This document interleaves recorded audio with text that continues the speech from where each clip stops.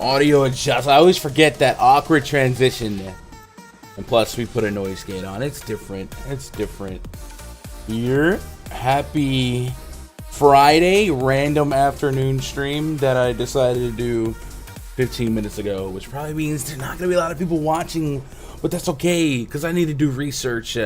And these things help me do research. So we are gonna pop open today's slate. Friday night, you know how it is. Anything can happen. But there's no Coors, but there's Coors-esque pitching with Chichi Gonzalez on the bump. So that'll be fun. If you do stumble across this video on YouTube, this stream is brought to you by RunDFS.com. That's the place where we don't just play DFS. We run DFS. If you guys want access to the spreadsheets that we'll be using throughout the duration of this stream and access to the premium Discord, go to rundfs.com, get yourself signed up. VIP passes, there's week pass, 2-week pass, month pass. There's a till January 1st pass, and then probably within the next week or two, we'll formulate some crazy pass that'll finish up. It'll probably like a full NFL, NBA, all that stuff. So also, this stream brought to you by PrizePicks. If you guys haven't tried PrizePicks, I love it. It's probably one of my favorite DFS sites now. It's parlaying meets sports betting meets DFS, right? You're still doing the daily research for matchups and stuff like that. It is a way to kind of isolate a couple of thoughts, right? You think a guy could be in a good strikeout spot, but still kind of too risky, too expensive to play for DFS. You can still isolate some stats, maybe take advantage of it. They have options to skill wager on every sport, even including the big three basketball league. But right now, of course, we're focused on baseball. So pitchers, fantasy score, strikeout props, pitching outs is a fun one. Baseball players with the fantasy point projections. I believe it's the same as Fanduel scoring, runs, RBI. It's really, really fun. I have a lot of fun doing this. If you guys want to add to your daily DFS spend, diversify your portfolio, if you will, go to PrizePicks. If you sign up using code GUNDACKER, they will match your initial deposit bonus up to $100. Everyone has a code these days, and I'm assuming most of you guys already have a PrizePicks account, but if for some reason you don't, go make one, try it out, have some fun. Yeah, what up, chat? What up, Justin Sports? What up, CEH? Yo, we got to get a schedule, right? I know a lot of you guys just get sprung on with these streams. I'm still kind of trying to find my way, right? The morning streams was okay. The afternoon streams is kind of my bread and butter from NBA. But on top of it all, there's really just not a lot of interest in MLB content. So it is what it is. But like I said, I do this a lot for my own research as well. It's a good exercise to talk through the slate. And if somebody can pick something up, maybe learn a little bit of some process when it comes to researching, then that's cool, man. I want more people to play and enjoy MLB DFS because I definitely understand this past week or so. Yesterday, a little bit more normal, but prior to that, we've had some weird stuff with weather, shootings, just a lot of crazy stuff. Games getting delayed and postponed when maybe they didn't have to. And just like a lot of wild scores. So last night, a little bit more par for the course in terms of what we hope the average day is like. Was a little bit more spread out evenly, but tonight, lots of games. So we're gonna jump into it, man. If you guys got questions, comments, concerns, if you guys have already done some research and got your eyes on some guys, maybe let me know in chat. I'll revisit. I'll cross my research with that, and we'll have some fun, man. Appreciate you guys putting me on or lurking on a Friday afternoon. The action starts today. The Atlanta Braves at the Philadelphia Phillies, 7:05 p.m. Eastern. First pitch, we got Max Fried up on the bump up against Zach Wheeler. So I'm assuming Zach Wheeler might be one of the more trendy options on the slate. I've got really not a lot of pushback on that. He has been definitely one of the better pitchers in baseball this season, definitely in the National League. And this is a week where yesterday was kind of the first day that we felt like we had solid pitching options. Wheeler does have 30 fantasy point potential against Atlanta this season. 3 games, 28 DKP is his average, and those are teams that involved Ronald Acuna. So now you replace Acuna with a guy like Jock Peterson, who definitely hits for a lot of power but can still strike out. Definitely makes Zach Wheeler a very serviceable option in Citizens Bank Park this year. He has pitched some of his best baseball, 2.44 xFIP at home, a 33.2% K rate, 178 average allowed, and a 0.65 overall home run per 9. In the K Factory tab that we've recently added to the RunDFS.com MLB VIP spreadsheet, we have a per 10 pitch strikeout prediction or projection. If you look at Zach Wheeler, he's got every bit of 100 pitches ready to go. 101, 97, 114, 103. So let's see in the K Factory tab, if he were to get 100 pitches, mathematically an average range of outcomes for strikeouts would be 9. I'd absolutely be a buyer at 9, and because that's a fun pitch count and a solid projection, I'm curious to see what his K prop is today. It's 7.5. So that might be something I dabble with here. I do feel like I'm clearing 7.5 with a little bit of leeway. I know pitching against the Braves just historically, generally a little bit more uncomfortable thing to do because they have guys like Freddie Freeman that can scrap. But we'll see. We don't have a confirmed lineup for them yet. They might get a little bit weird with it. But I do like some Zach Wheeler. Start things off. Fried on the other side of things. A 4.71 ERA on the season, a little bit higher than his Sierra, but not that much higher than his expected ERA. His swing and strike rate at 11.4% against righties. He is allowing an elevated average. Same with lefties, and so far a reverse split type of power allowed to lefties. Right, a 36.4% hard contact rate against lefties. Still a higher ground ball rate than fly ball rate, but leaking a 1.62 home run per 9. If you guys want to chip and chair a guy like Bryce Harper, we can hit lefties with some power. Go for it. I don't have the warm and fuzzies on pitching Fried here. 8,100. I don't think there's a 0% range of outcomes where he can service you a 2.5 ROI, maybe get you to 18 to 24 window. But it's not something I'm enamored with. So I might get to a little bit of Fried. I'm definitely more interested in Wheeler. Yo, what up, Josh? How you doing? Hope y'all are doing good. If you guys are lurking, drop in chat, say what's up. It's a little bit more laid back environment today. We'll move on to the next game. Danny with the hearts. Nationals and Orioles, next game on the docket. Nationals actually did offer a lineup, so bear with me just a moment. We got Escobar, Trey Turner, Soto, Josh Bell, Ryan Zimmerman, Josh Harrison, Prar, Baby Shark, Barrera over Rene Rivera. I believe Rene Rivera actually had a solid rating on the bomb detector, so you lose that, you add Barrera, and that is your Nats lineup. We got Patrick Corbin on the bump taking on Jorge Lopez for the Orioles.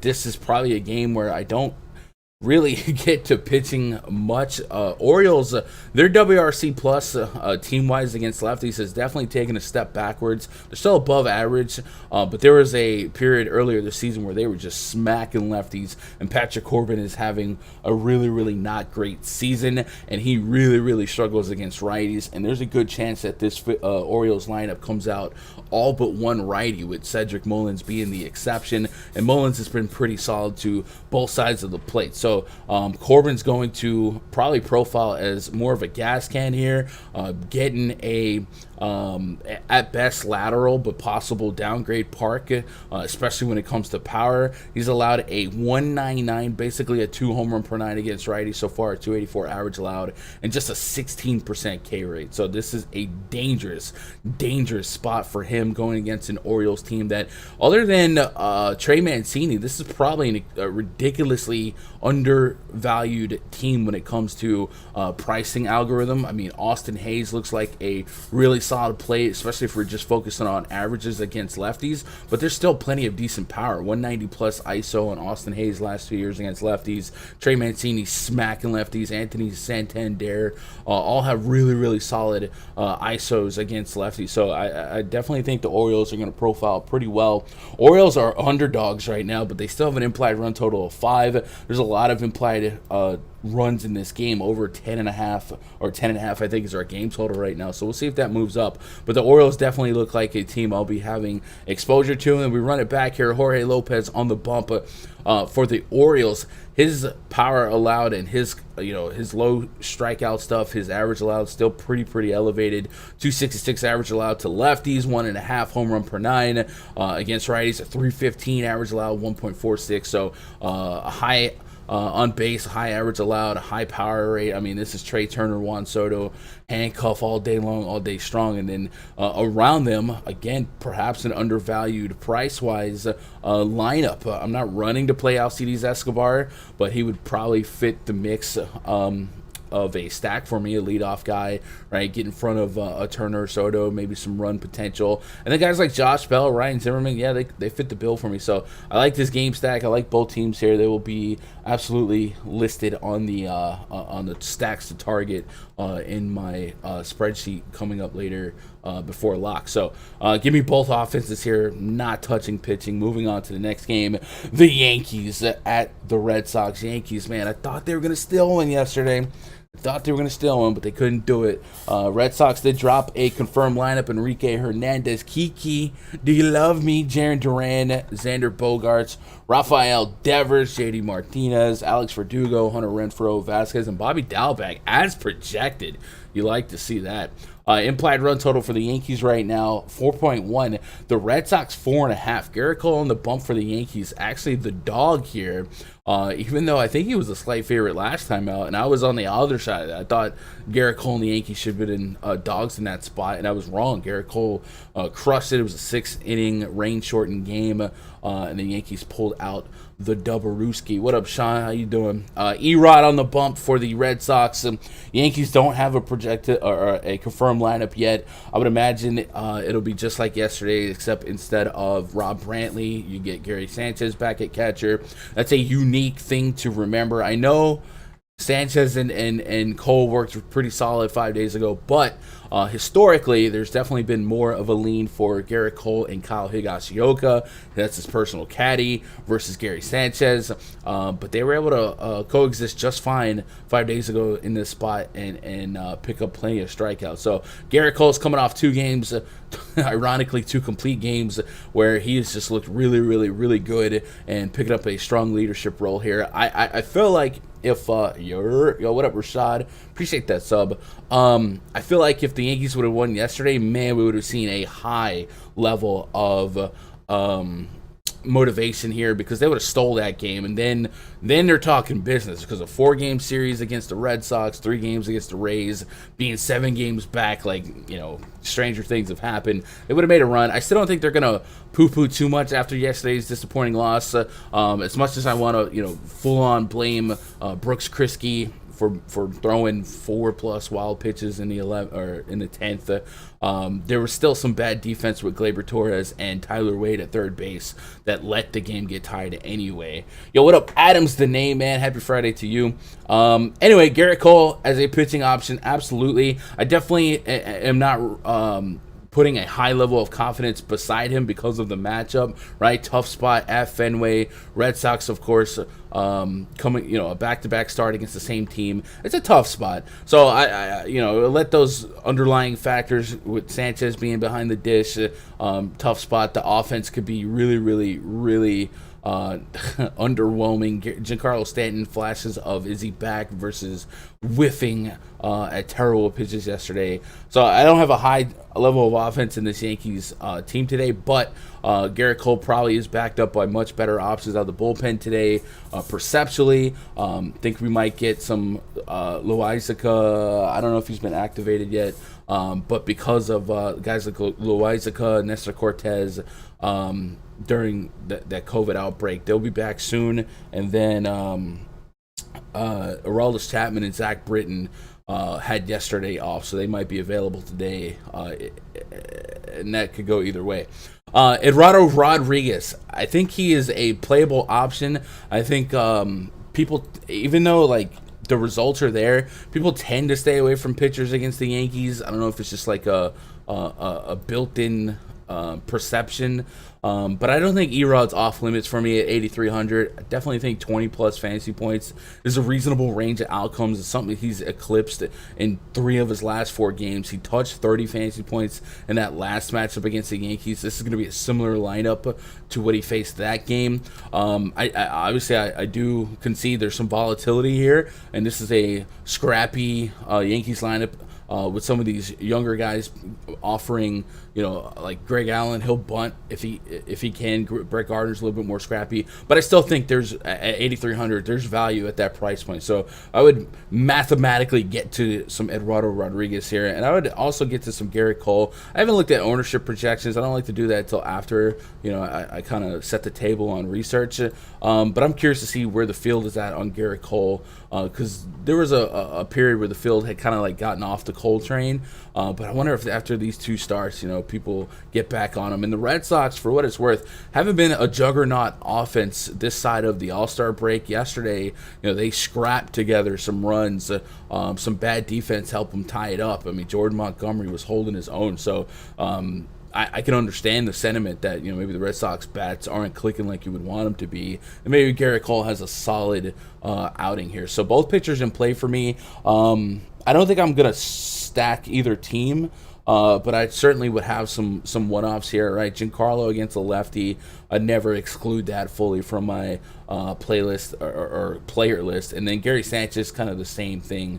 On the other side here, Jaren Duran, Sean, I see that in the 2 spot. I think he's just underpriced, just generally speaking. He's got a lot of speed, a lot of utility and versatility. I'm not necessarily targeting him for power, but I expect some decent upside from him at that price point. I mean, that'll definitely bring down your average salary remaining after you plug in a couple of pitchers. 2K in the 2 spot, sure. I definitely not pushing back that. I would get to some Duran. There's a lot of guys that are kind of still close to 2K that will offer some value, but I'm never too concerned with value on a big slate like this anyway. If I want to pick on Erod, like I said, I'd probably chip it a chair, power swing from a stand to Gary Sanchez. Glaber's been hitting again lately. He's probably still got a little value at 3,200.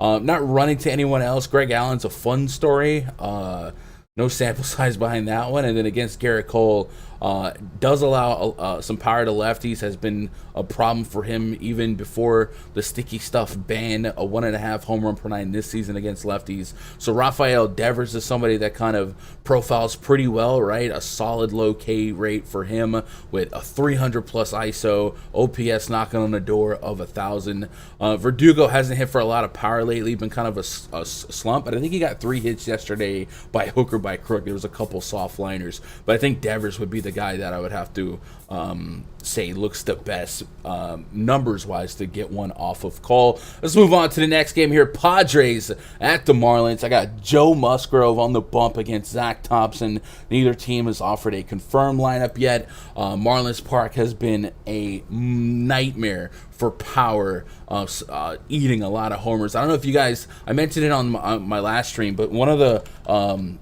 exhibit A's of the Marlins Park taking power away from players. I mean, look at Jesus Aguilar.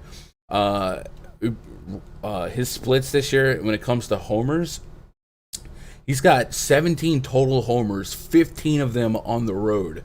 It's a tough park to hit one out on. Padres are still a fun team. They still have power to hit it out just about anywhere. Fernando Tatis, Manny Machado, definitely in play every day. But just something to note, man. This Marlins Park is a monster. Implied run total for the Padres right now, just 4.5. Marlins 3.6. So almost a full run differential there. Minus 160 on Joe Musgrove. Musgrove at 8,400. I think that's going to be a solid spot here against this Marlins team that this projected lineup doesn't have insane K rates, but the park probably keeps the score low, and there will be strikeouts to be had. I got Isan Diaz, Adam Duvall, Jorge Alfaro with high K rates. The pitcher's got to pick up a bat a couple of times, so I do think Musgrove can steal a strikeout here and there versus some of these low K guys. And then just overall on the road is kind of holding a near 30% K rate. He's sustaining that to both sides of the plate. Low average allowed. The ground ball rate against righties, you like to see that a little bit higher, but I do think the fly balls can die out shy of the warning track here. So I'll get to some Musgrove. I think 8,400 leaves a little bit of value there, right? Kind of like Edrado Rodriguez. Like there's a range of outcomes where 20 fantasy points on 5 strikeouts happens.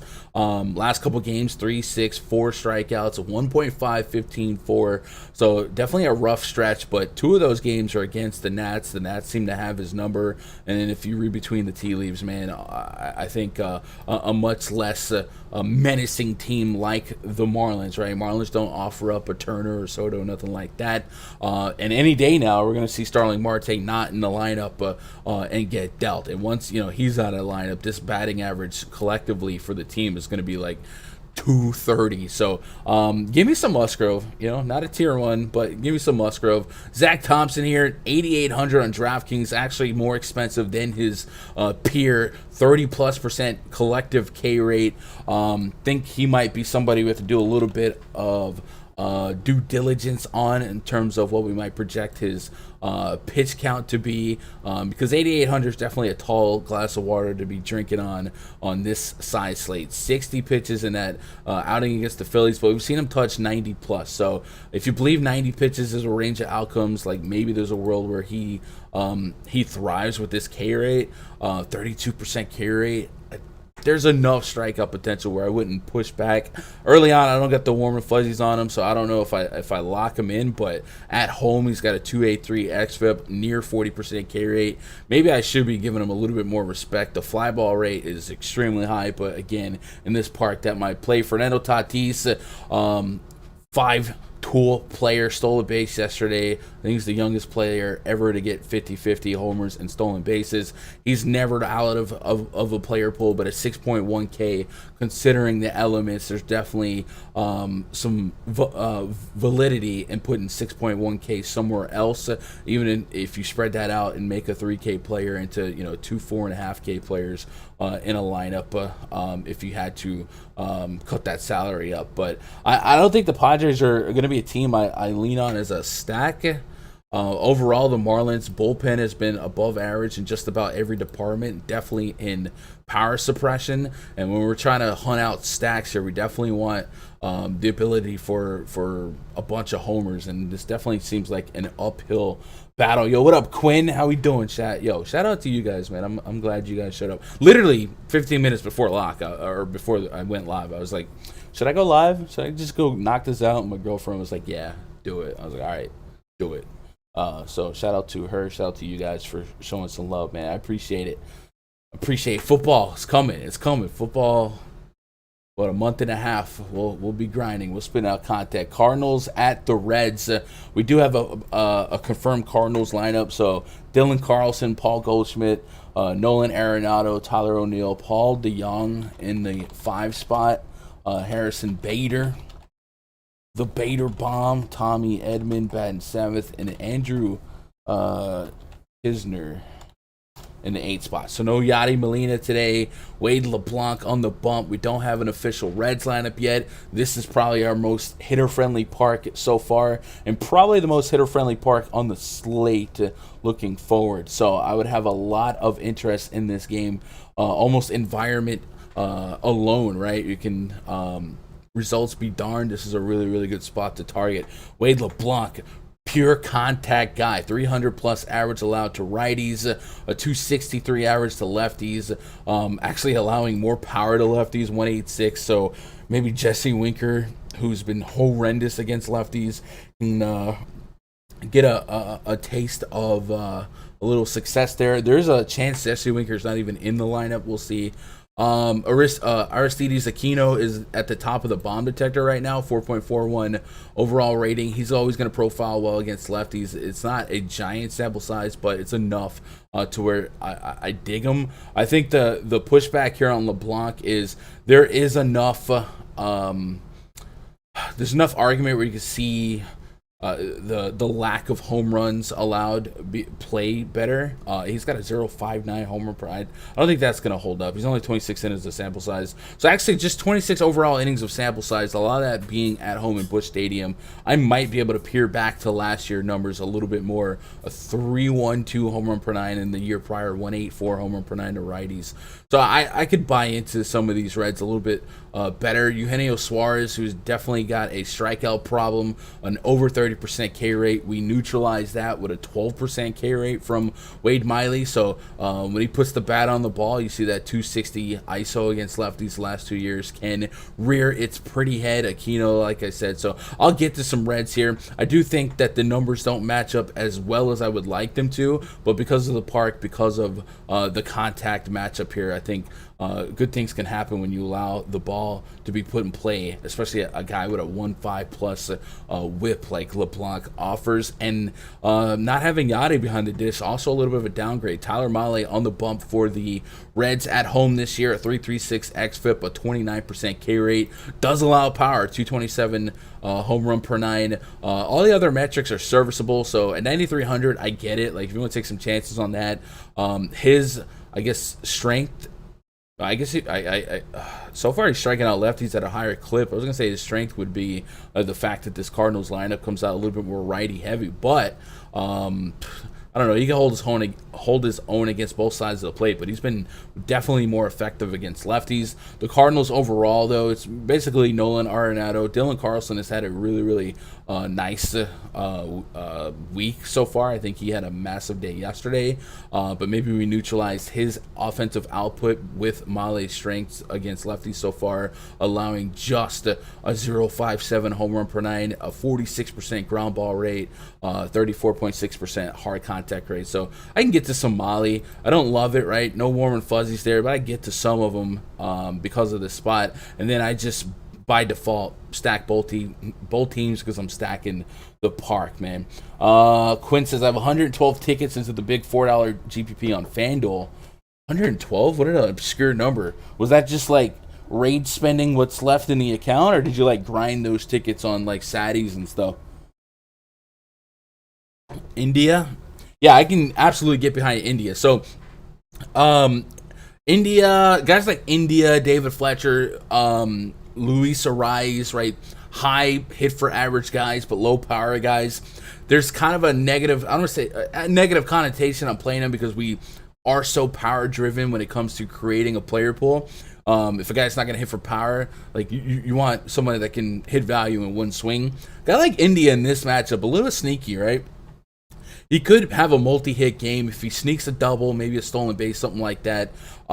Could be a solid play. I think 4,500 may be a little bit overpriced for what I would like. But if you're going to lead off against a guy that might give up 2 or 3 hits, I don't mind it. Like, I wouldn't talk you off of India. But just in general, I think there's a lot of less than enthusiastic feeling by the sharper players to play hit for average guys, and you see it pay off. I think India had a 5 on base game recently, and that might be an outlier in terms of average range of outcomes, but I do think 10 to 14 fantasy points for a high contact guy by hook or by crook, it is a range of outcomes. So I get there. Some satellites, that's what's up, Quint. Satellites, I believe that grinding satellites, trying to climb that ladder, that's one of the more underrated approaches to DFS right now. It's definitely a hole in my game. I just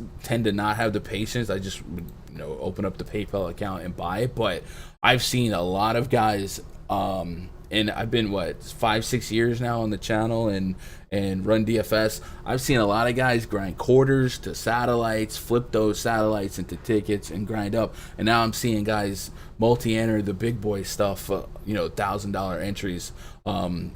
Definitely an approach here. So if you're balling on a budget, maybe peruse those lobbies. Look at those satellites.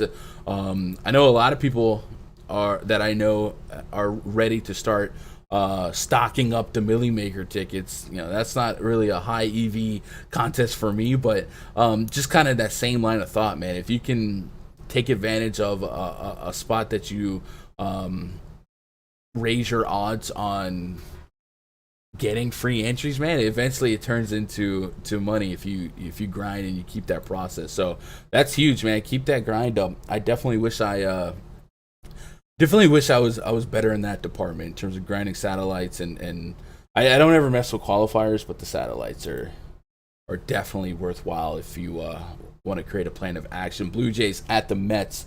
Next game on the docket. Mets, part of some news today. Obviously, you guys saw the Indians are turning into the Guardians, but the Mets added Rich Hill. So, good for them, right? Blue Jays, Steven Matz on the bump against Tyler Megill. Steven Matz, a former Met himself.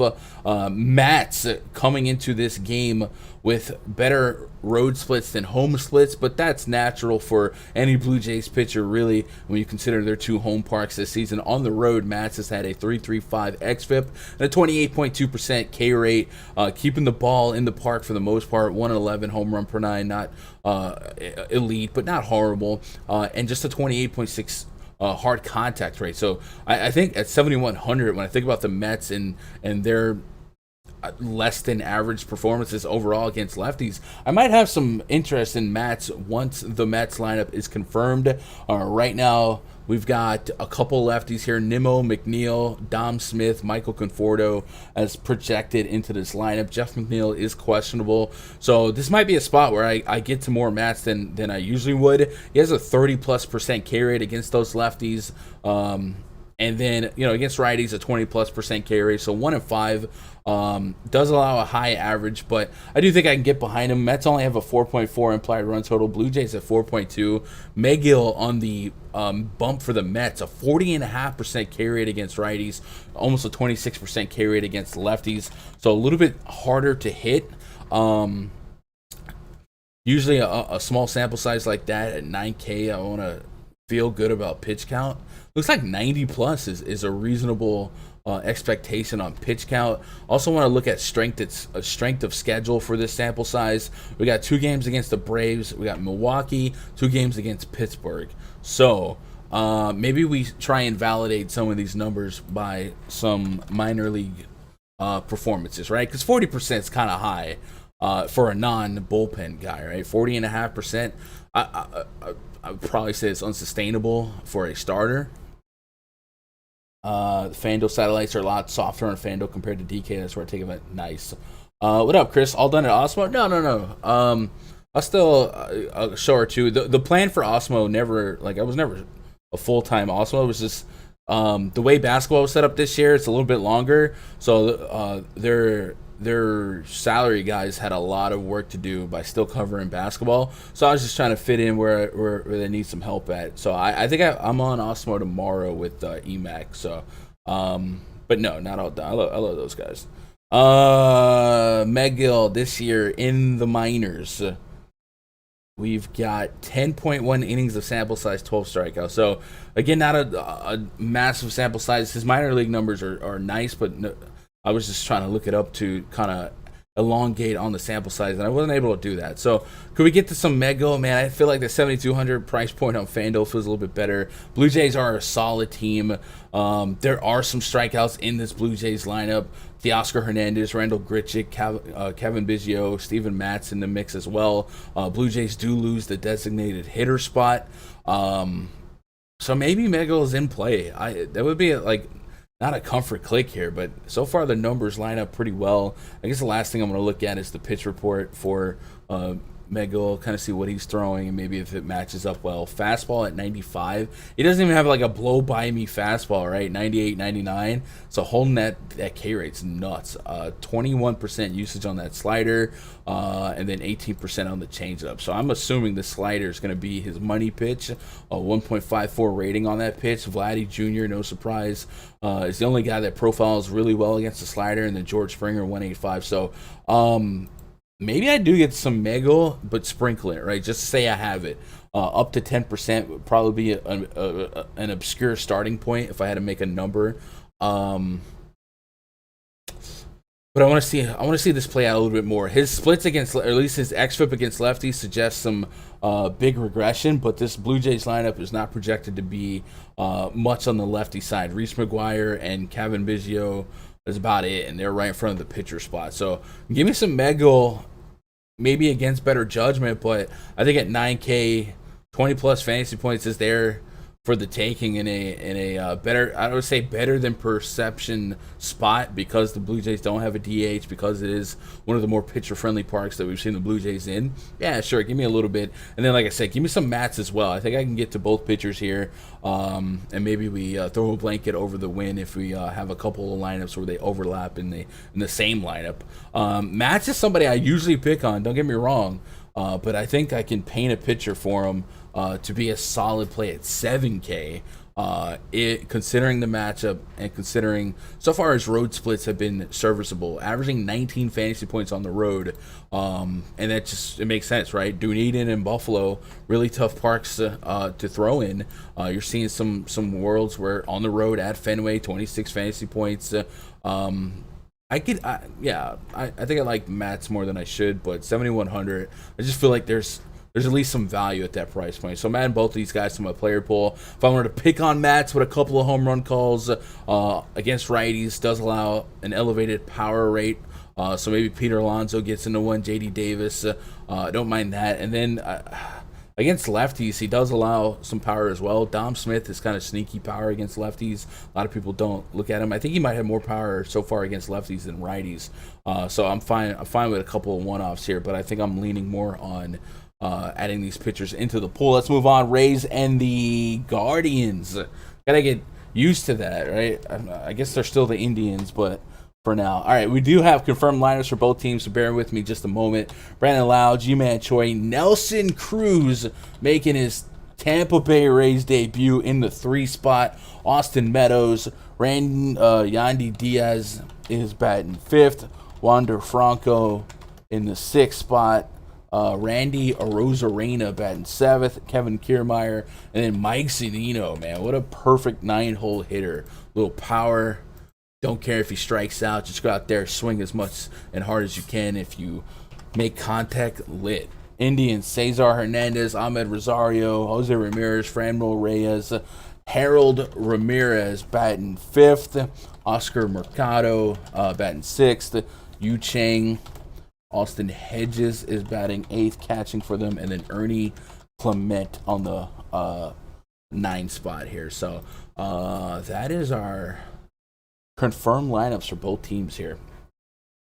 Mets stink in that park versus lefties. Yeah, I'm with that. Yo, what up, Eric?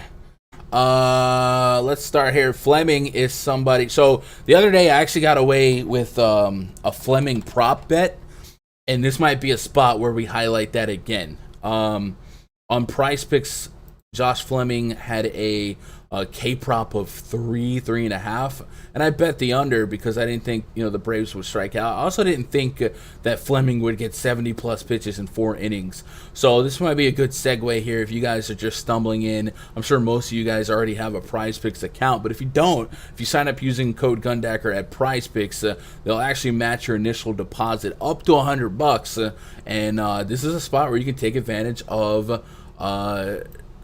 Don't take advantage, but you could bet strikeout props for pitchers. So I'm curious to see if they have Fleming at 3.5 again, or do they smarten up? So Josh Fleming's at 3 again.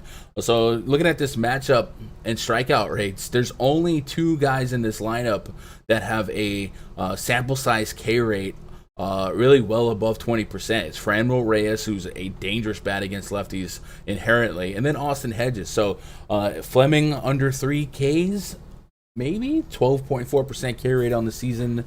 Might be something I add to the mix here for some of my strikeout prop stuff. And then Zach Plesac, running back, 4 Ks is his prop.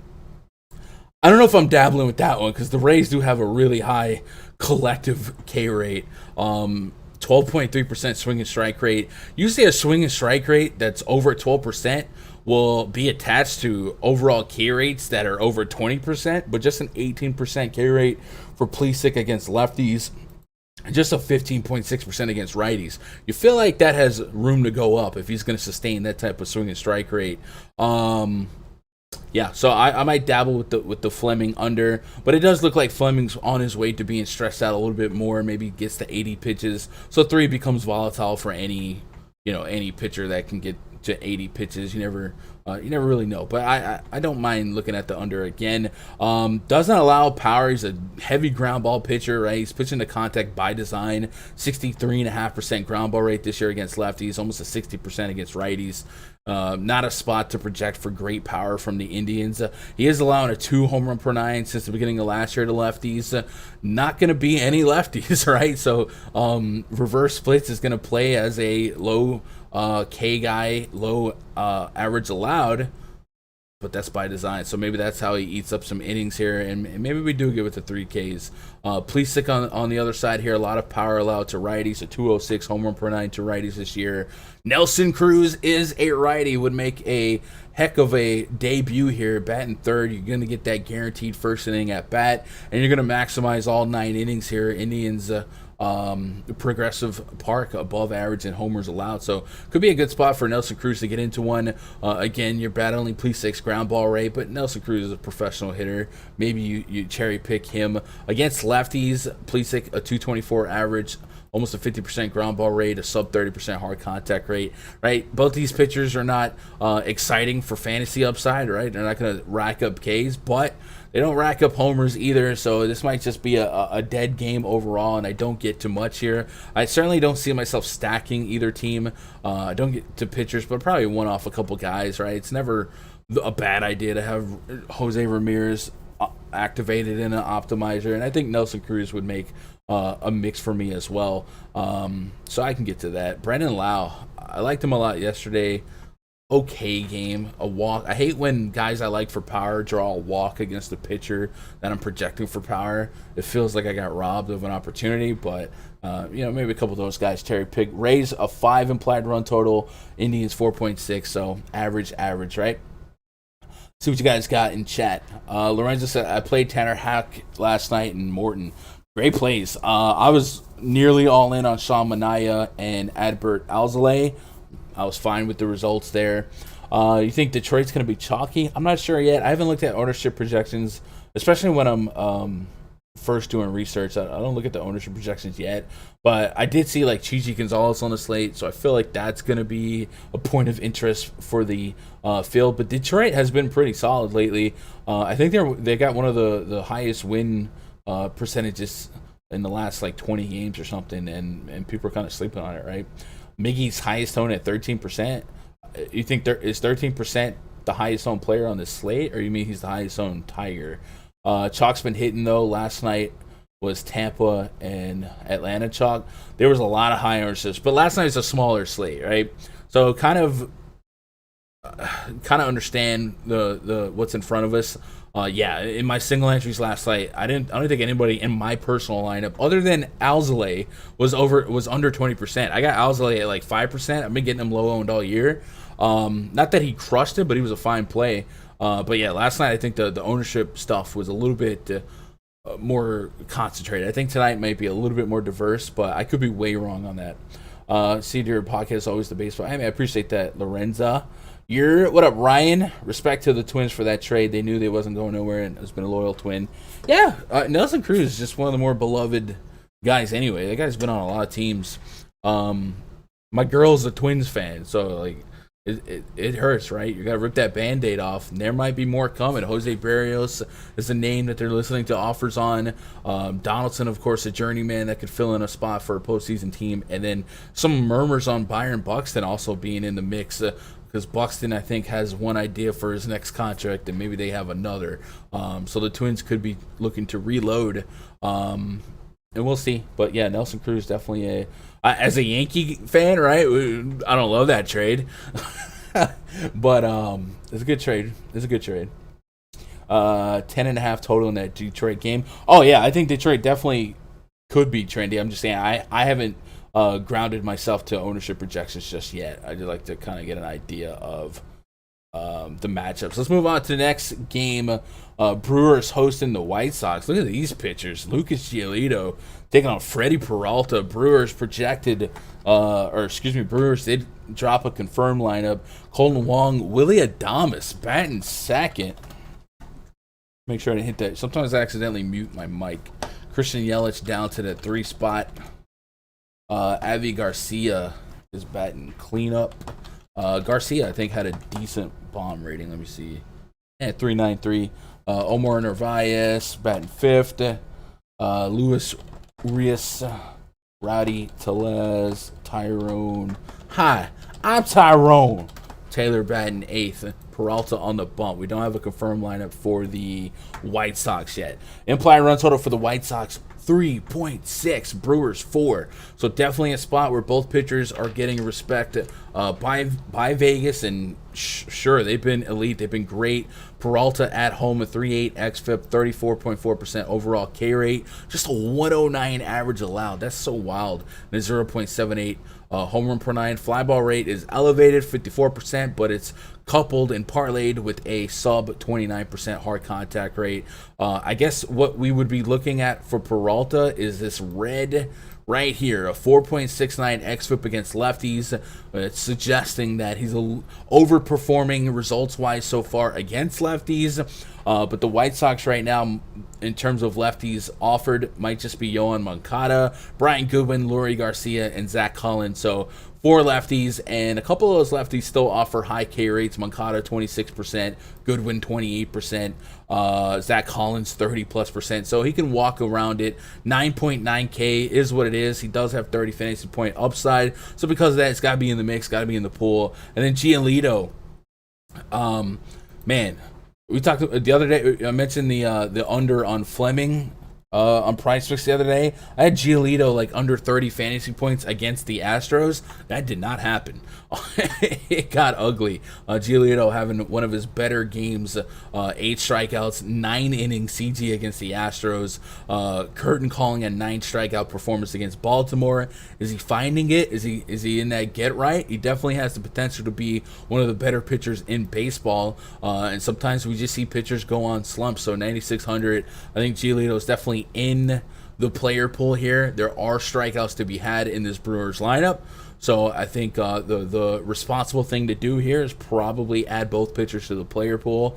Maybe I get to, Peralta's matchup isn't like my favorite spot by any stretch of the imagination either. Plenty of power and hit for average in this lineup, but there's still strikeouts to be had. Probably cumulatively, the team's going to offer in this projected lineup, a 25% K rate. They do lose the designated hitter. So that adds a little bit more strikeout potential. With Giolito picking up a bat, AL pitchers hardly ever pick up a bat. They hardly even take batting practice. Most of them don't. So kind of a built-in strikeout. Because of that, maybe they have a quicker hook on a guy like Giolito if they need his spot or if they need his bat. So maybe kind of keep that in mind. But yeah, I think it's a fine spot for both pitchers here. But I'm leaning a little bit more on Freddie Peralta than I am Giolito, right? Let's catch up on chat. Peralta's been good. It's a revenge spot too. Okay. Not playing no one against the White Sox. I respect that, Lorenzo. Like, I wouldn't peer pressure into doing it, but I think Peralta is just a really, really good pitcher. I mean, collectively a 34.5% K rate between lefties and righties, and there's plenty of strikeouts here. So that's where you kind of play the math, right? There's a world where Peralta gets smacked, but when you say you're not playing Peralta, are you stacking White Sox? More than likely you're not. So you can't be too scared to attack. But if you're only working with minimal lineups, less than 10, don't feel obligated to make a decision.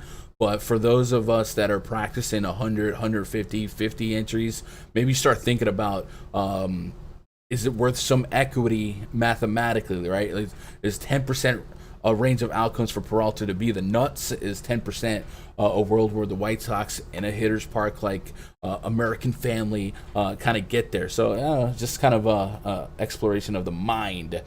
I come back to chat and I see the Cruz trade. See, I told y'all. Is Cole still trash? Garrett Cole's coming off 2 of his better games on the season. Will it hold up? We'll see. There's a couple of the pitchers that were really linked to the sticky stuff, had a rough stretch, and then they're kind of bouncing back. So maybe I still think there's good pitchers in those sticky stuff guys. They just kind of have to reinvent themselves and get a feel for it, right? When Tom Glavine went to Mets and our started to visit, it hurts. That sucks. What are you gonna do?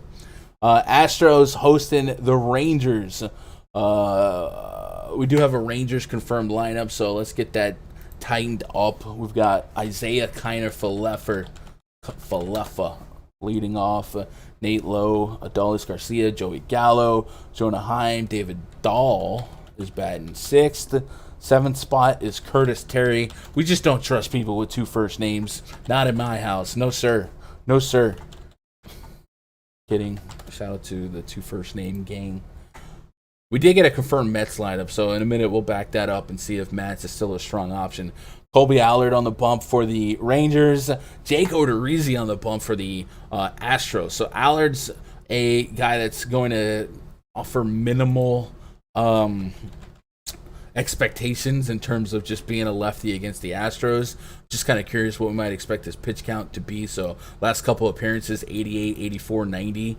So we'll put him at a solid 90 pitches of opportunity. But I really don't think we get to a lefty against the Astros. I mean, these are extremely low strikeout rates. As a team, striking out just 18% of the time this year. They got a 121 overall WRC plus against lefties. So I really don't think I'm getting to Allard. But 5,500 for 80, 90 pitches with a not 16% K rate. I could understand some crazy minds thinking about that. I don't do it. Matter of fact, we'll get to some Astros as a stack. 5.1 is their implied run total. I don't know that I believe in Odorizzi as a minus 200 favorite, but if you do, he's 8,500 on DraftKings. His weakness, of course, being the fly ball, the long ball, but at home, a 164 home run per 9, 18.7% K rate, and a 27% line drive rate. So Rangers are the Rangers. They're not good. They're really, really bad. But Adolis Garcia, Joey Gallo, they can maybe capitalize on some of those contact metrics. Those would be 2 guys I look at, but I don't think I get to anything more than those 2 from Rangers exposure. And then I think the Astros, just all bets are off. Colby Allard, a 152 home run per 9 against righties, a 169 home run per 9 against lefties. On the road, over 4 xFIP, 154 home run per 9. So a nice spot for the Astros to cash in on some power. A lot of 200 ISOs in this lineup against lefties for the last 2 years. Altuve, Yuli Gurriel, Yordan Alvarez even, and Kyle Tucker. So even some of the lefties are getting in on the action. But we'll see what this lineup actually looks like after it is confirmed. I don't know if Kyle Tucker's for sure going to be a 6-hole hitter against lefty, but it's possible. Odorizzi, I don't know. I feel like I don't get to him, but it's one of those make a decision spots. But I think my decision is I'm hoping Odorizzi's an extremely average play. I don't need him. And then I'll get to some Astros stacks because I think the bats are more so the reason why they are minus 200 favorite right now. Let's see what you guys got in chat. It wasn't a bad trade. I'm still saying it. Stack the Red Sox unowned for a stack. So I don't know. I don't think Garrett Cole, even when Garrett Cole wasn't like a high strikeout guy, don't necessarily think of him as a gas can. Just he wasn't maybe worth the price that he was at. And the Red Sox have not been hitting for a lot of run. I guess they had that one game against the Blue Jays where they kind of popped off on Robbie Ray.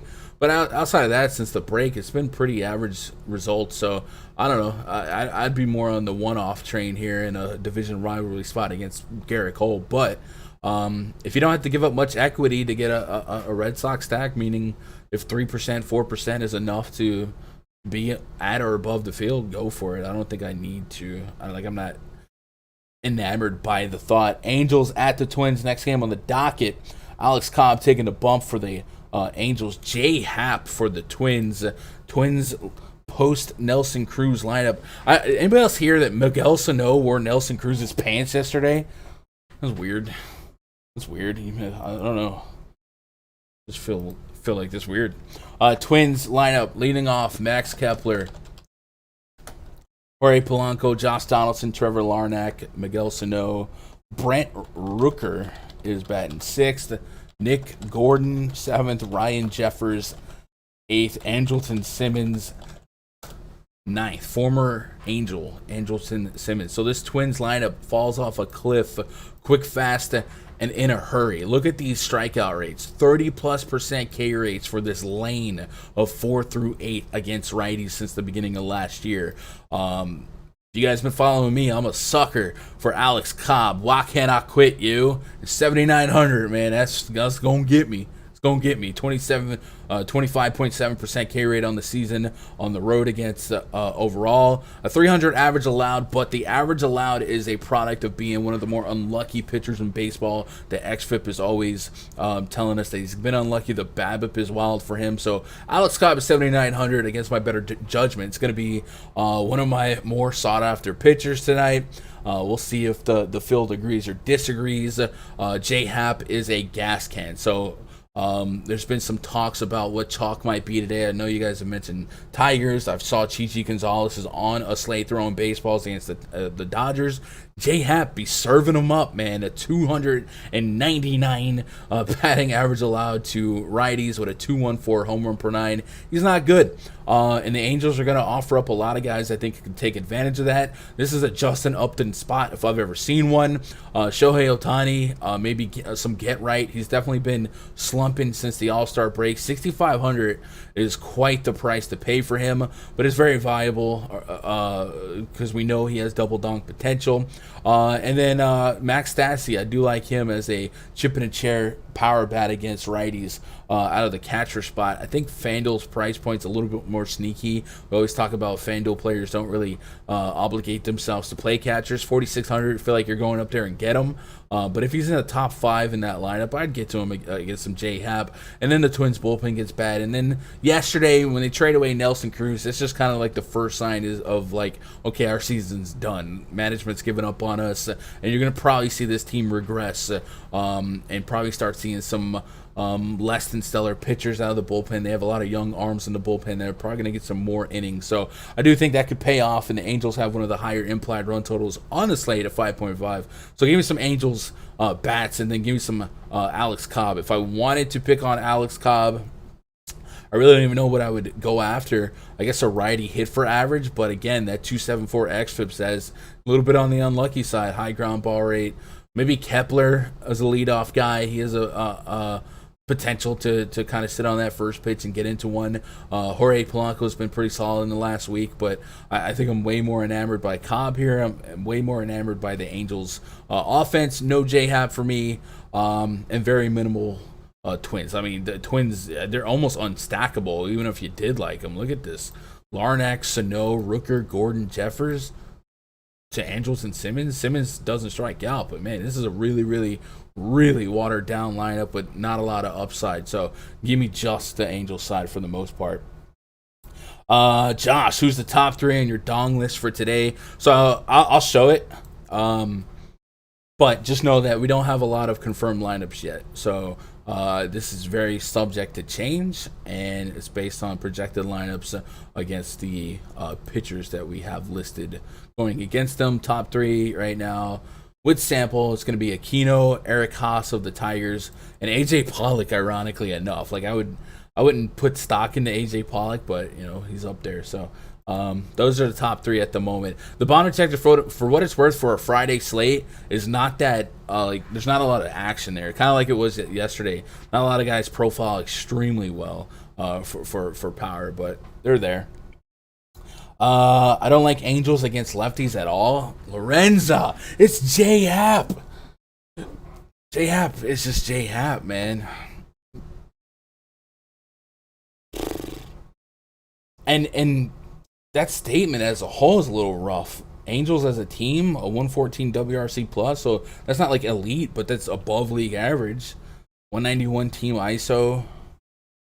Has Upton been in the lineup? I feel like he might have missed a stretch. That could change things up for you against lefties.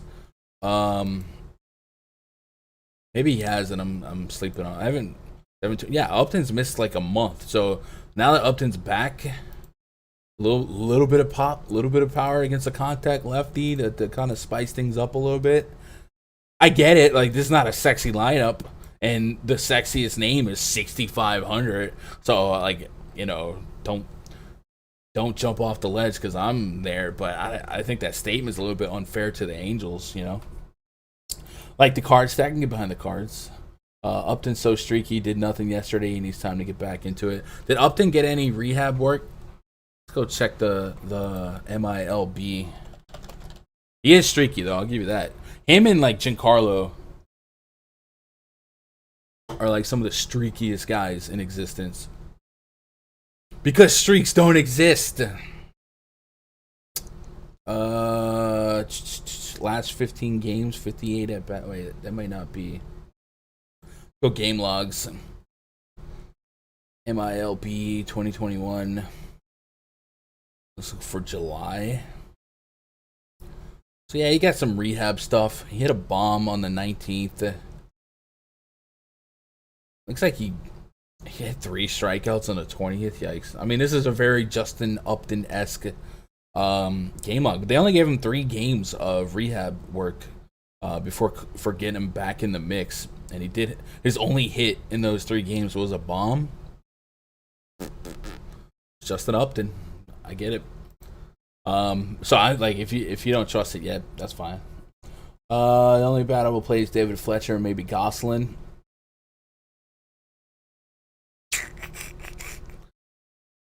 So David Fletcher and Gosselin kind of have the same problem, and I think Fletcher's a little bit more playable for me because he's such a on-base goblin. But like you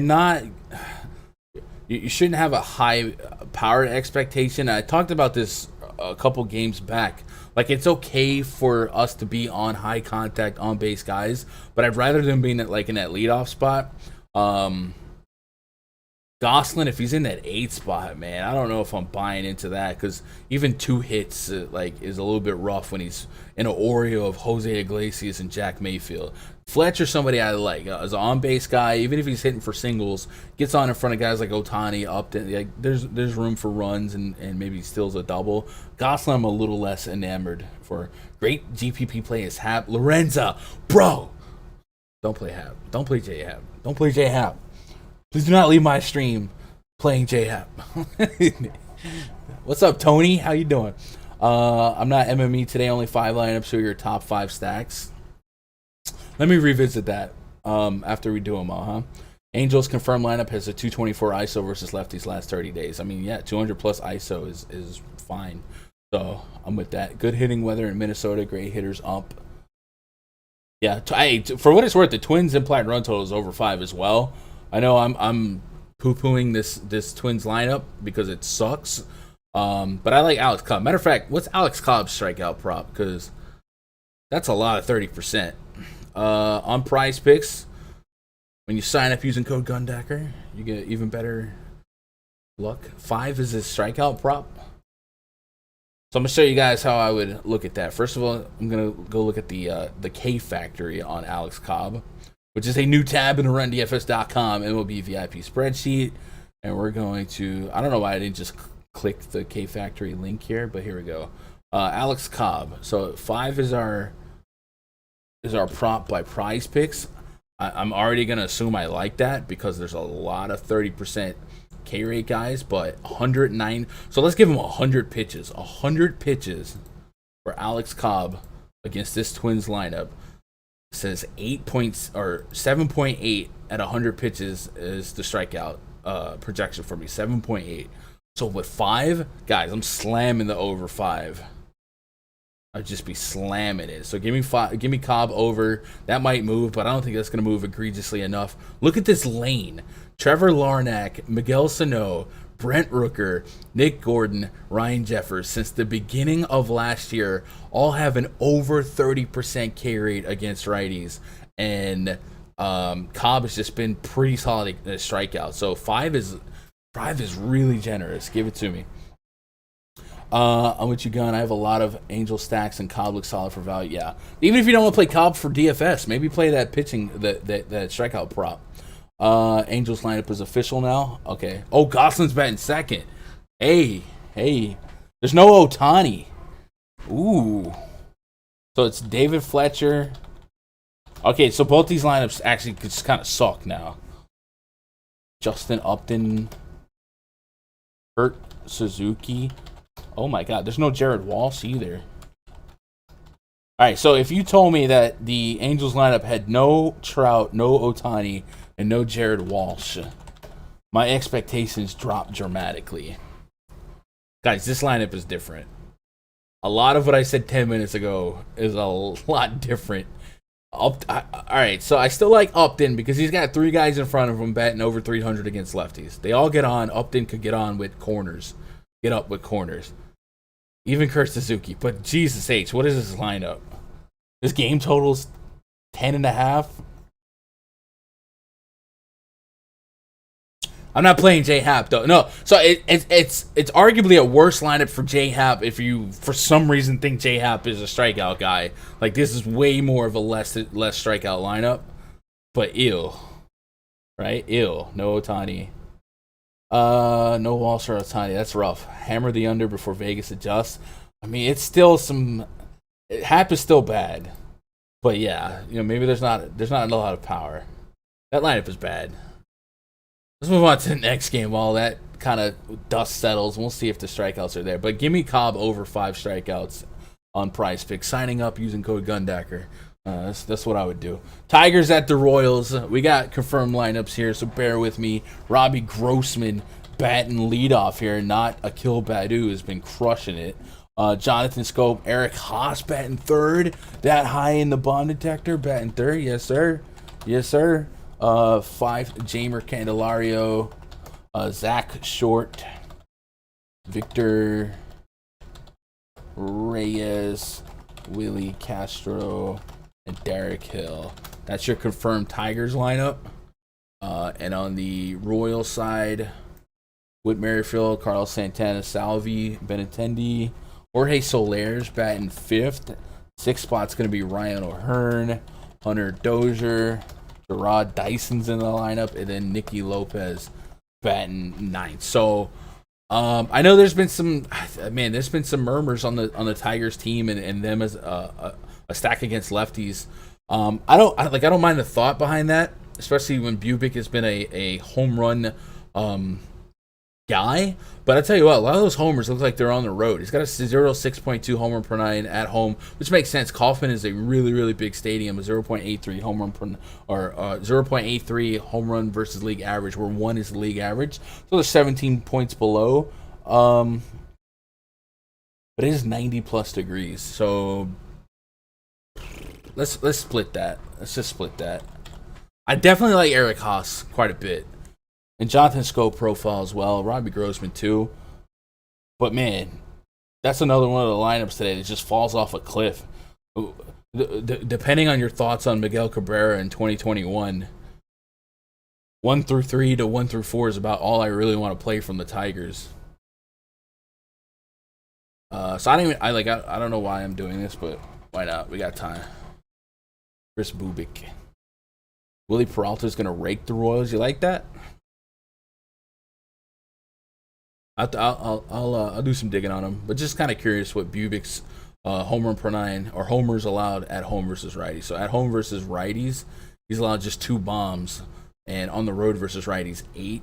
The sample size of 21 innings on the road, 28 at home. So about a game more at home, a 255 average. So he's definitely performed a lot better at the house. That's not like a extremely deep sample size, but it is indicative of what Kauffman Stadium could do to eat some bombs, right? But pre-flop, I think I do like Scope and Haas the most. And then you guys mentioned Zach Short's been hitting. These numbers kind of feel low sample sizey. So give me a moment to look at that. One moment, please. He's a shortstop. That's a value position.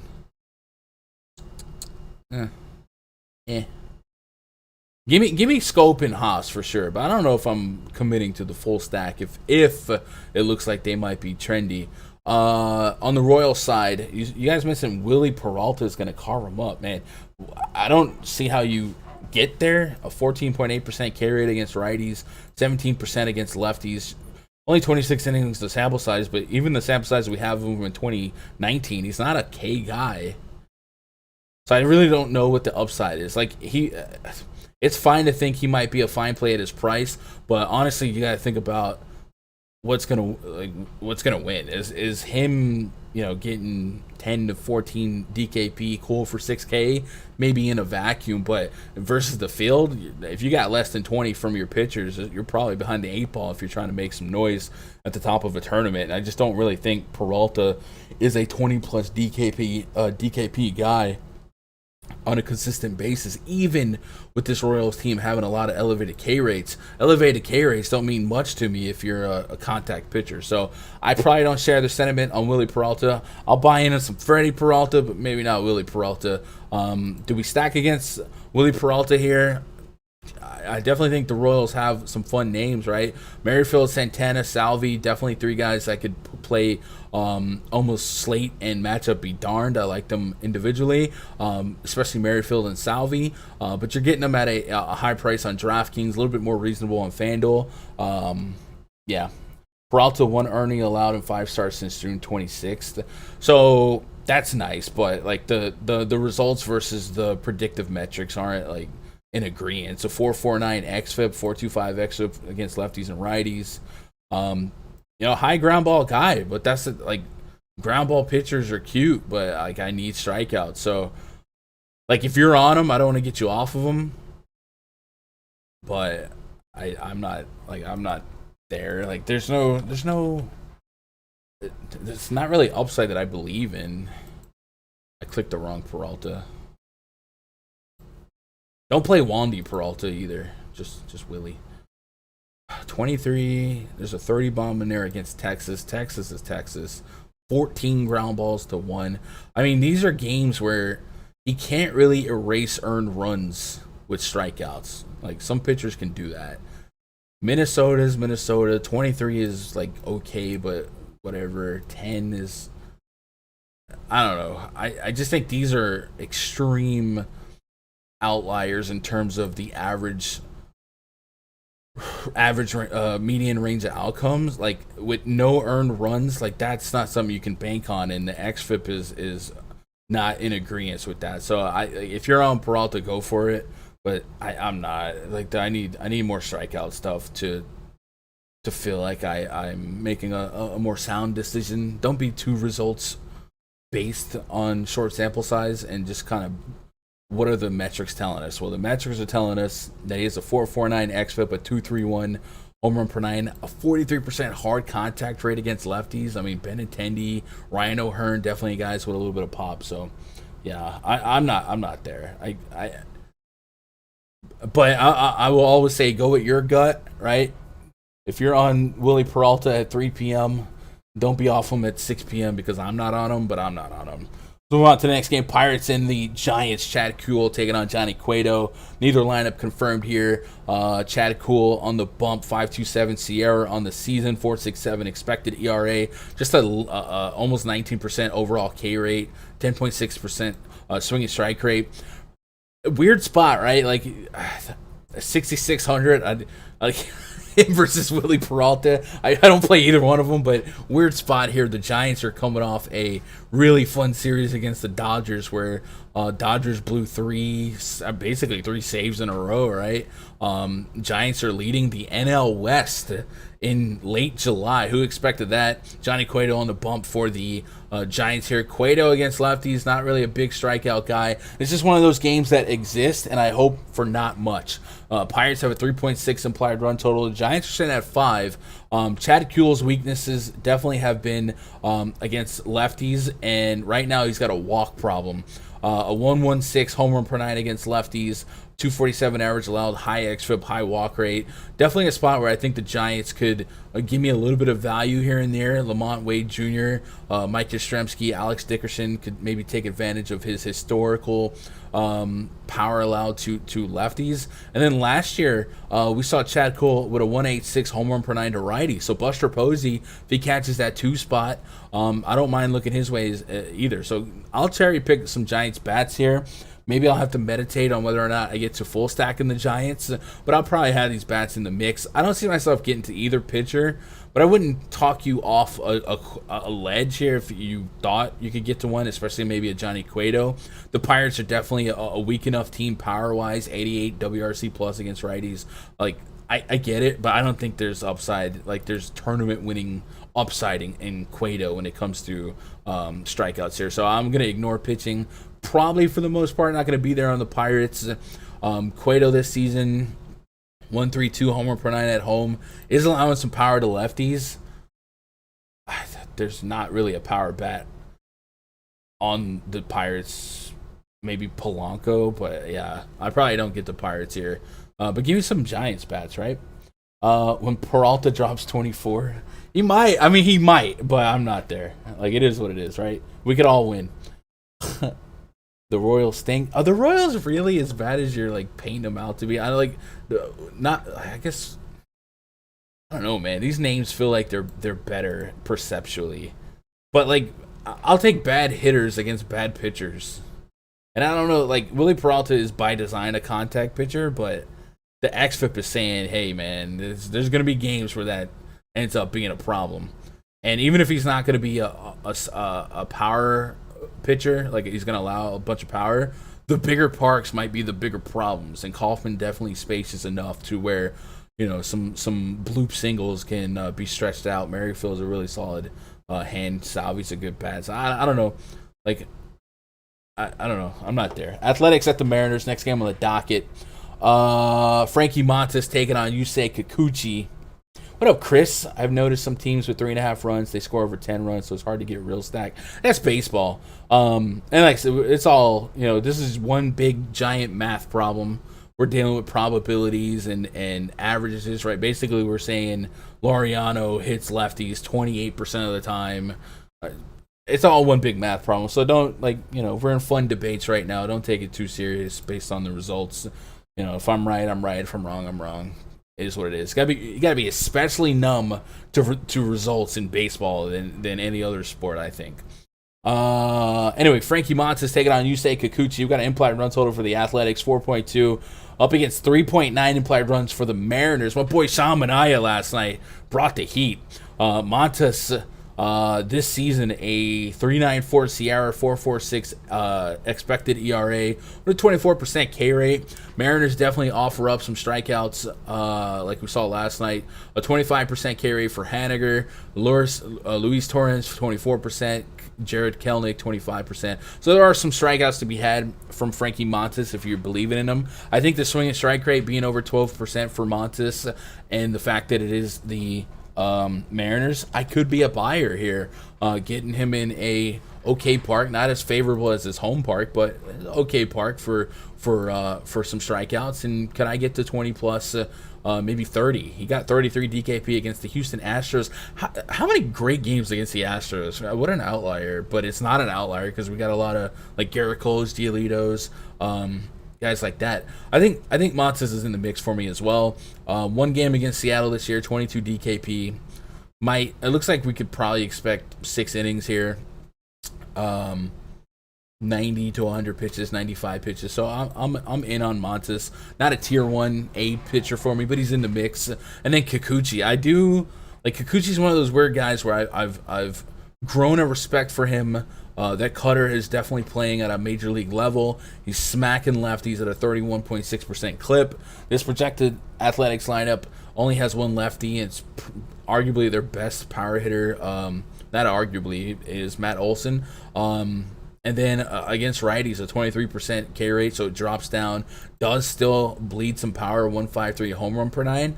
So it's just one of those spots where I don't believe in the Athletics to hit for great power. They're barely league average against lefties as a team, but I'm definitely not like enamored with loading up on Kikuchi in this spot. Like I don't feel like there's massive strikeout potential, but this is a spot where if you said, "God, I love Kikuchi," I'd be like, "Cool."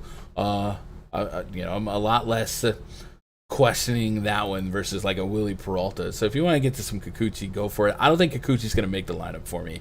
We'll see. If we get like a stunning Athletics lineup that like changes the narrative for me, maybe. But I don't think I'm getting to Kikuchi. At home this year, 24% K rate, a 210 average allowed, but still, some power there. So maybe on a late slate, you try and cherry pick who you think might be the power bat. Looks like Matt Chapman, 237 ISO since the beginning of last year against lefties, and Mark Canha. I think Canha's been the way more consistent bat this season versus Matt Chapman. So if he hits that leadoff spot, that could be a fun play. 5,200 on the main slate seems a little bit expensive, but for the most part, he's on a nice little hit streak here. Had two hits yesterday, extra base hit. Sure. Not running to load up on this game.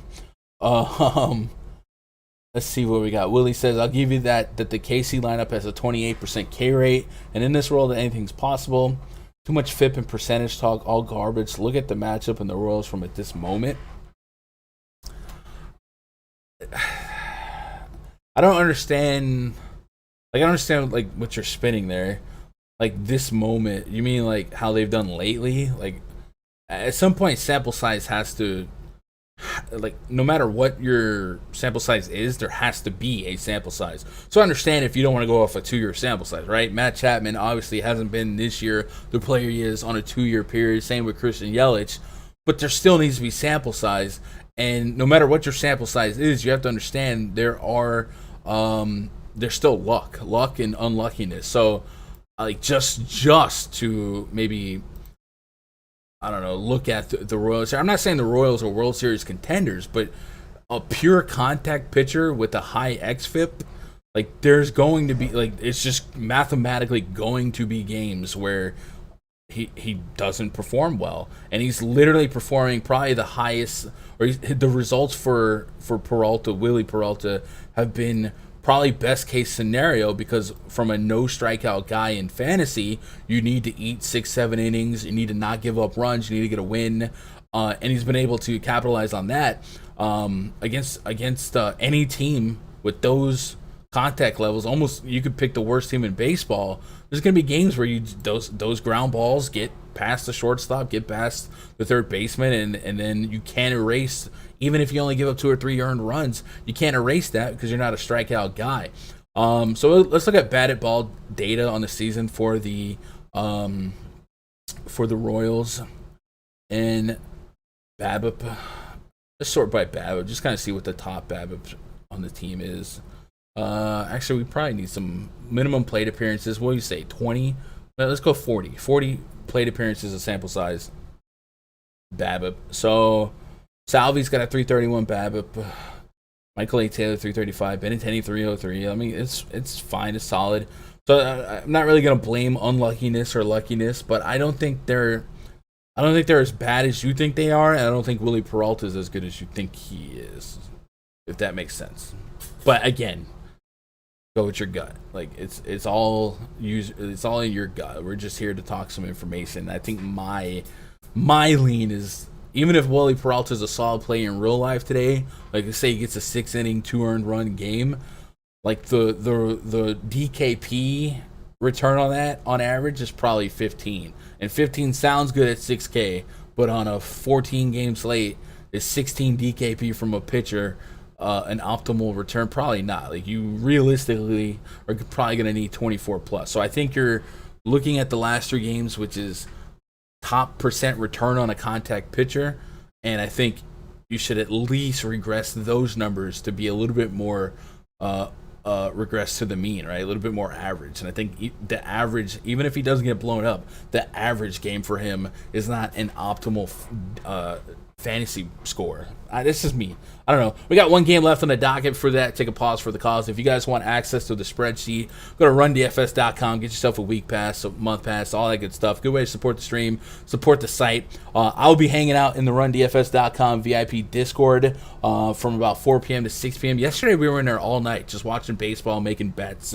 So sometimes that'll happen. If you guys are on Discord, get into that. So even if you don't want to tail my plays, but you get access to the spreadsheet, pretty nifty way to display information. Get access to the Discord, and then right here, the MLB voice chat, you get in on that. We'll be chilling before lock. Sometimes Raj will show up and start our daily LeBron versus Michael Jordan debates.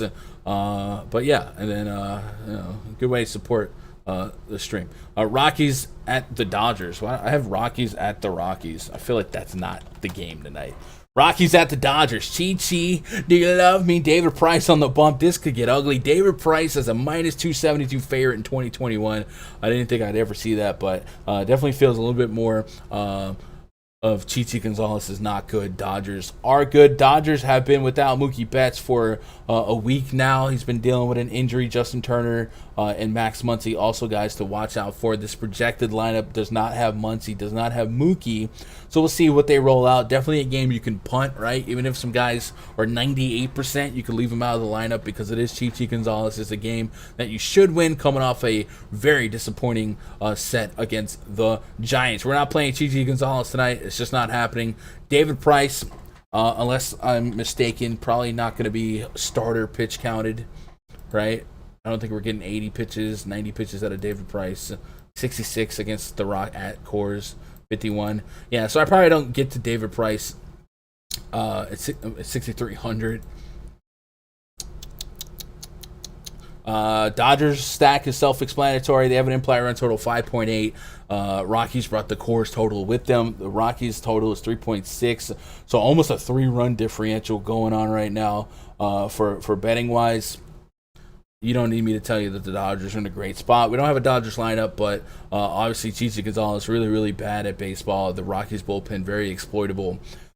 Load up on the Dodgers. David Price, I don't know. I guess Trevor Story would be the guy I look after. Trevor Story is one of the trade bait guys that have been in discussions. I actually heard his name attached to the Yankees yesterday. I don't really want that, but if Trevor Story can play some outfield, go for it. CJ Cron against the lefty, sure. Dodgers bullpen, Suns. I mean, I guess it's been a disappointing 3 games for that bullpen, especially in the 9th inning. But for the most part, I'm really on just Dodgers bats here. And yeah, you guys got any sharp takes, hot takes, go for it. If you want, before we get out of here, we'll kind of revisit some of the confirmed lineups that came out and maybe tweak some of those decisions. And maybe we'll look at some of these prize picks props, right? Played Chi once this year. He got 12. I think that's the game. Royals do have 2 Detroit killers in Merrifield and Soler in their current form. Yeah, massive slump for Santana. O'Hearn's trend. 6 Ks over 7 innings, 1 earned run. You think a median outcome for Willie Peralta is 6 strikeouts, 7 innings? I just if it happens, it happens. But Willie Peralta he doesn't offer he's not even he's not a strikeout pitcher. He's just not a strikeout pitcher. I don't know how else to say it. A 14.8% K rate for 17% K rate. Just mathematically, I don't know. What's the K factor you say? If I give that 80 pitches, I get 4.8 on the strikeouts. I just don't. I'm not there. But you're there. That's cool. All right, let's go revisit some confirmed lineups. If you guys are getting out of here, hit that thumbs up for me before you hit the road. Double check that you hit that subscribe button. What I'm going to do right now is just kind of revisit the confirmed lineups and see if we have any hot takes based on stuff that came out. Like the Angels lineup came out way different.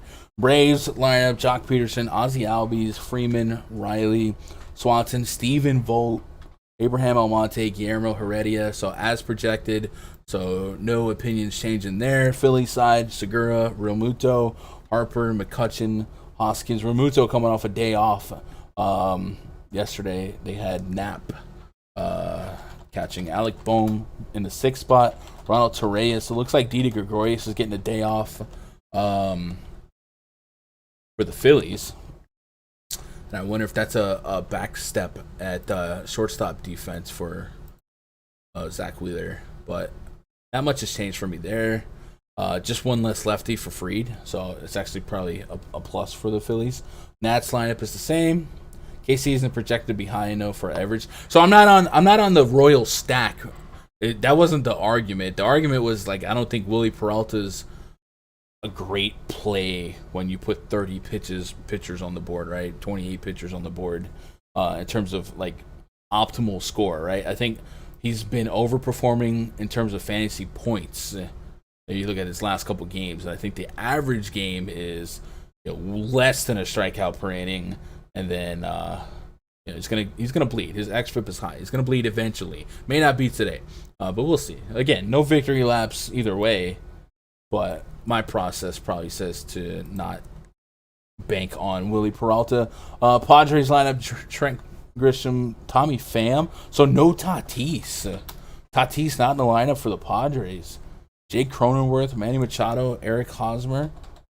Wow, so this slate's kind of taking the expensive bats from us, right? Ohtani, Tatis out of the mix. So that's probably going to save more salary to kind of really invest in those higher price pitchers, the 10K guys, the Freddie Peraltas, guys like that. So no Tatis, no. Is that a plus for Zach Thompson? Is Zach Thompson a guy? What is Zach Thompson's K prop by chance? Definitely one of the more menacing figures of that Padres lineup. Does Thompson have he's at 5? So Zach Thompson's coming at us with a 38% overall K rate at home. Maybe there's some value there. Moving on, Cardinals. So we did get a Reds lineup. That's interesting. India, Winker's in the lineup. Tyler Stevenson batting 3rd. That's fun. Joey Votto, Eugenio Suarez is batting 5th. Oh, man. Aquino's batting 6th. So I hate when top of the bomb detector guys are batting bottom half of the order because it's a less implied at bats against the matchup that we're projecting him for. So batting 6, like, there may be a world where he only gets 2 shots, right? And, you know, the average, I want 2.5, 3 is my implied at bats. And he may not have that. Mets dropped us Nimmo, Alonso, Dom Smith batting 3rd. So Jeff McNeil is going to have the day off. J.D. Davis, Michael Conforto, James McCann is the catcher. Known lefty masher. Hey. Luis Guillorme. So without McNeil, like I think if you turn McNeil into VR or Guillorme, it increases the strikeout potential, which it did.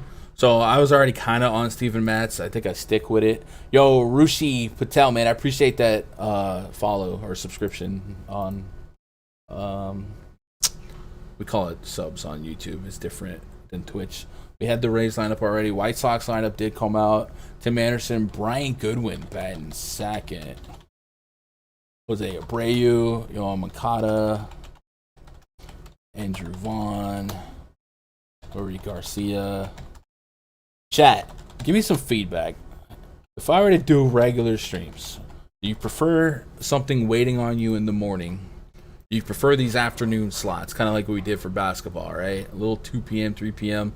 I think my number one goal is I never want to be live opposite Osmo.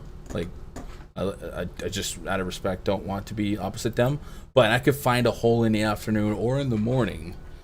And if we're being honest, I'm more of a night stalker, so afternoon would probably be a little bit more in agreement with my sleep. But I'm just kind of curious what you guys are like. Like, what's the greatest spot to be chilling with 20 of you guys every day? Is it 7 in the morning or is it 2 in the afternoon?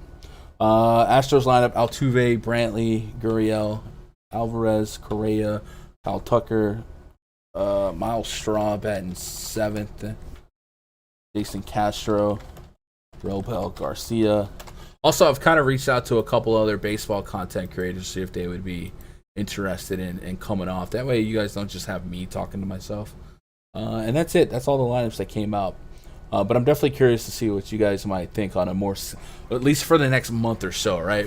While we're waiting on football to come back, what's a more steady time frame here? We'll refresh the bomb detector now that we have more confirmed lineups in. Morning. Eric says, Gun, can you recap your favorite SPs and top stacks? Sure. What up, Rushi? Just got here. Any prize picks props you're big on? So yes, I think we've kind of sniffed out a couple of K props that I like. So even more than just prize picks here. Zach Thompson over 5 just became really interesting to me. Alex Cobb over 5, I like that one quite a bit. Those were the 2 that I think we mentioned that I think that we are liking the most. Definitely Alex Cobb. And then just to kind of look at some more hitter stuff.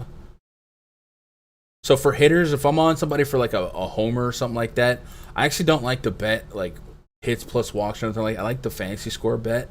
And there's some guys here that I think are just really, really good. I think Trey Turner is somebody that offers a lot of power and stolen base potential. Let me look at that matchup for Turner. Eric Haas. I don't think Haas would be a name we get on PrizePicks, but Trey Turner batting in the 2 spot at Camden against Jorge Lopez. So Turner over 9 might be something I get behind.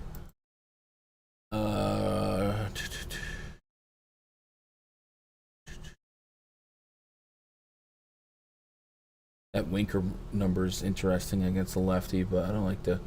So we don't have Tatis or Ohtani, so those are gonna come off the board.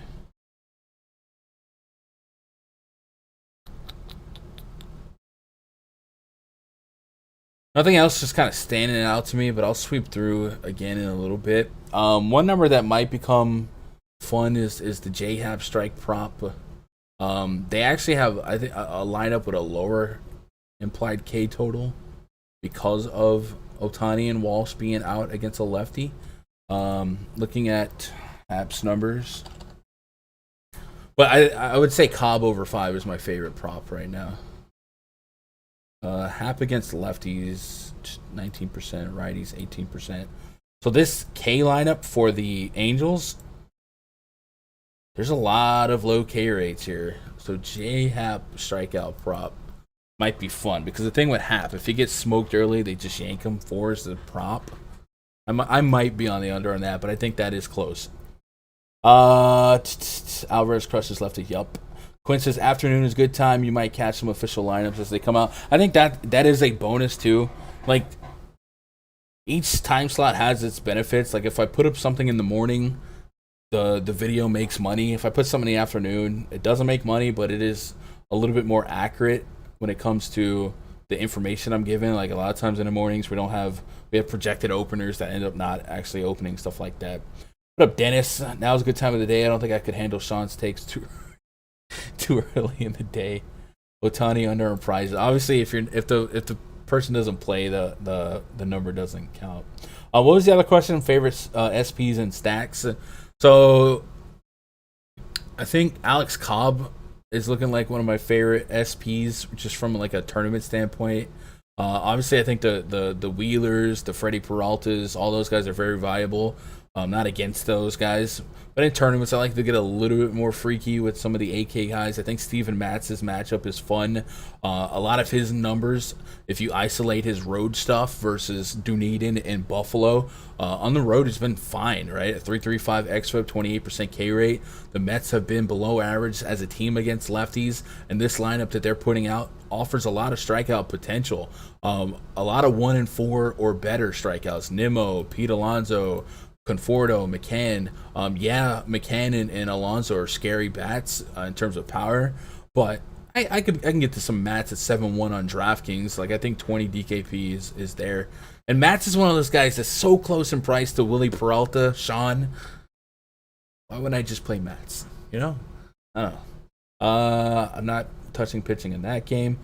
Also, Fleming strikeout prop under 3 is fun versus this lineup. There's not a lot of Ks there, so I'm going to add to favorite props. We do like Peralta. And in terms of stacks, I think the stacks, obviously the Dodgers, the Astros look fun. I was going to be big on the Angels stack.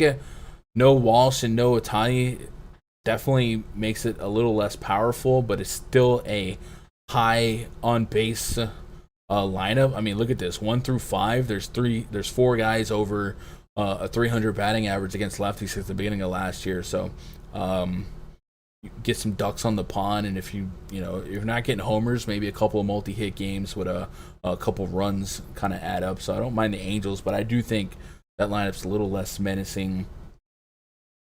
So Dodgers, Astros.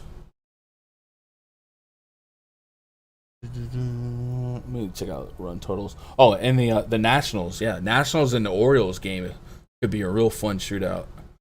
Corbin against righties really bad. Jorge Lopez really bad. That game could just get crazy. So I like that game for upside as well.